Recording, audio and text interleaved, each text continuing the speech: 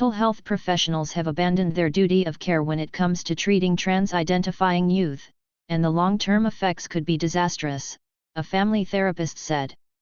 "We've allowed our role to be changed in the public eye," Stephanie Wynn, a licensed marriage and family therapist in Portland, Oregon, told Fox News. "Therapists' new role is essentially green-lighting or rubber-stamping people along into these medical procedures when that's never been our role in the treatment of any other issue." Youth access to gender transition medical therapy such as puberty blockers, cross-sex hormones, and surgery have been widely debated in recent years, with critics saying minors are too young to be altering their bodies, sometimes permanently. Advocates, however, argue that such care is life-saving since untreated trans youth face higher rates of depression and suicide. Wynn argued that a narrative has been established that encourages mental health professionals to accept a child's trans identity without scrutiny, leaving potential mental illnesses untreated. Youth experiencing suicidal ideation and other distress, consequently, aren't always getting proper care, and in some instances, may receive life-altering treatment that could cause additional issues later on, she said. Caitlyn Jenner on Fox and Friends, "The left has hijacked and politicized the trans community. How to care for children who identify as trans has become a flashpoint across the country." How to care for children who identify as trans has become a flashpoint across the country. YouTube/screenshot. The number of transgender teens under 18 doubled between 2017 and 2020, from 0.7% to 1.4%, according to UCLA research. The June report, based on government health surveys, also found that just under 43% of the 1.6 million people who identify as transgender in the U.S. are between 13 and 25. Wynn said she's becoming increasingly concerned about the trend of youth identifying as transgender or non-binary and the lifelong, irreversible medical experiments that are happening to children as a result of this ideology. She added that in 10 to 15 years, we're going to see a transition regret crisis, and unfortunately, we are going to have to worry about some of the most frightening mental health outcomes as part of that. In the past 2 years, 25 states have introduced legislation that would restrict access to gender transition medical therapy for minors.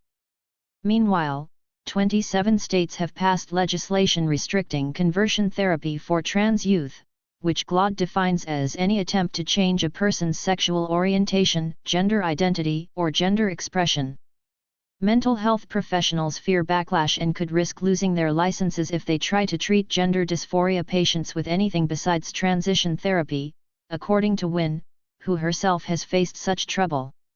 "Many of my colleagues have abandoned our duty of care, either due to ignorance or cowardice," she told Fox News. Gender dysphoria, as defined by Mayo Clinic, is the feeling of discomfort or distress that might occur in people whose gender identity differs from their sex assigned at birth. Diagnosed teens may be treated with puberty blockers to prevent unwanted changes, such as periods or the deepening of their voice. Later, they may receive cross-sex hormones to develop characteristics of the opposite gender such as facial hair as well as chest and genital reassignment surgeries. CBS News ripped for promoting study saying gender surgery for 14-year-olds improves their lives. Stephanie Wynn, a marriage and family therapist, said the high rate of suicide ideation among trans youth is being falsely attributed to stigma and discrimination. Stephanie Wynn, a marriage and family therapist, said the high rate of suicide ideation among trans youth is being falsely attributed to stigma and discrimination. Fox News. A completely different standard of care has been established for treating gender dysphoria compared to other mental health disorders as a result of public pressure and trainings from trans activists, Wynn said. The therapist believes mental health professionals, as a result, aren't doing their due diligence when treating trans-identifying youth and are prematurely affirming and ushering kids down a path of medicalization. She said such professionals aren't adequately trying to determine if their patients' feelings of gender dysphoria are manifested from other frequently associated mental illnesses, rather than the other way around. Assistant Secretary for Health Rachel Levine said in an April interview with NPR that there is no argument among medical professionals, pediatricians, pediatric endocrinologists, adolescent medicine physicians, adolescent psychiatrists, psychologists, etc. About the value and the importance of gender-affirming care. Levine, who is transgender, pointed to numerous medical organizations that including the American Academy of Pediatrics, the American Medical Association, the American Psychiatric Association and the American Academy of Child and Adolescent Psychiatry support evidence-based standards of care for gender transition therapy. We're just told that if someone tells you they identify in this way, that's the end of the story, Wynne told Fox News. Don't ask any questions, just affirm, just agree, and then usher them along this path of medicalization. Wynne used to treat trans-identifying youth but said she stopped after activists targeted her. She told the Oregon Board of Licensed Professional Counselors and Therapists in December that strangers online, often anonymously, were threatening her and claiming that my behavior is illegal and they have grounds for making reports because they believe I am in violation of the ban on conversion therapy. The board opened an investigation into Wynne in April but dismissed it in June, the therapist wrote on her blog. In addition to affirming patients, Wynne said mental health professionals are expected to drive a wedge between families. We're expected to tell parents that they must let their children lead, even though children need structure, rules, discipline, and boundaries, she told Fox News. And that if they don't, they're bigots. As a doctor and dad, I am ashamed by how horribly my field mistreats kids with gender-affirming therapies. Wynne said she fears younger generations will face an even worse mental health crisis down the road due to transition regret. Wynne said she fears younger generations will face an even worse mental health crisis down the road due to transition regret. Michael Saluk/UCG/Universal Images Group via Getty Images. A very dangerous narrative.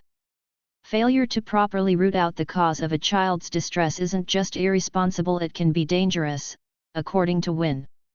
Transgender youth suffer from mental disorders including anxiety, depression, PTSD, ADHD, autism than their peers, and also face a higher risk of suicide, studies have shown. According to a survey by the Trevor Project, nearly 1 in 5 transgender and non-binary youth attempted suicide in the past year, about double the rate of cisgender youth. Our research shows that just a single affirming adult in a young person's life makes them 40% less likely to attempt suicide in the past year, Troy Stevenson, the Trevor Project's senior campaign manager for advocacy and government affairs, told The Washington Post in August. Wynne says mental health professionals have abandoned their duty of care when treating trans youth. Wynne says mental health professionals have abandoned their duty of care when treating trans youth. Fox News. Biden pushes radical trans activism in schools. Wynne argued that the high rate of suicidal ideation among trans youth is often falsely attributed to stigma and discrimination. She said the stat is used to pressure doctors and parents toward affirmation. I think it's a very dangerous narrative, Wynne told Fox News. By accepting that discrimination is a major driver behind suicidal tendencies in these instances, Wynne said professionals are ignoring the real problems and abdicating our responsibility of psychoanalyzing kids to determine if there are other or additional underlying issues causing distress. Wynne, however, does not downplay the risk of suicide among troubled youth. Are youth expressing suicidal ideation? Absolutely. But are we treating that correctly? No, she said. We need to look at how do we do the least amount of harm, how to provide the least invasive, most effective treatments, and that means psychotherapy, not medicalization, Wynne told Fox News. Rather than immediately affirming, mental health professionals should perform an assessment and investigate how long the child has experienced dysphoria and how mental health issues or life changes might be contributing, she said. The family therapist, who often sees parents with trans-identifying children, warned that there could later be an even worse mental health crisis stemming from transition regret. Wynne believes mental health professionals are too afraid to do anything but affirm trans-identifying youth due to public pressure and state legislatures cracking down on conversion therapy. Wynne believes mental health professionals are too afraid to do anything but affirm trans-identifying youth due to public pressure and state legislatures cracking down on conversion therapy. Ice stock. You have this epidemic where the barriers are getting lower and lower. There's less and less screening, Win said. The age of transition is getting younger. More kids are doing this. So the rate of transition regret down the line can only be expected to get higher. Win fears that in 10 years, we will have a generation of 20 and 30-somethings who feel betrayed by their parents, their teachers, doctors, therapists, friends, everyone who affirmed them.